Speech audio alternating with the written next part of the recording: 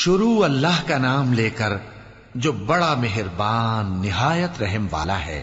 جو لوگ کافر ہیں یعنی اہل کتاب اور مشرک، وہ کفر سے باز رہنے والے نہ تھے یہاں تک کہ ان کے پاس کھلی دلیل آ جائے، یعنی اللہ کا ایک پیغمبر جو پاک اوراق پڑھ کر سناتا ہے جن میں مستحکم آیتیں لکھی ہوئی ہیں، اور اہل کتاب جو فرقوں میں بٹے ہیں تو دلیل واضح کے آنے کے بعد ہی بٹے ہیں، حالانکہ ان کو حکم تو یہی ہوا تھا کہ اللہ کی عبادت کریں، اطاعت کو اسی کے لیے خالص کرتے ہوئے یکسو ہو کر، اور نماز قائم کریں اور زکوٰۃ دیں، اور یہی مضبوط اصولوں والا دین ہے۔ جو لوگ کافر ہیں یعنی اہل کتاب اور مشرک، وہ دوزخ کی آگ میں پڑیں گے اور ہمیشہ اسی میں رہیں گے۔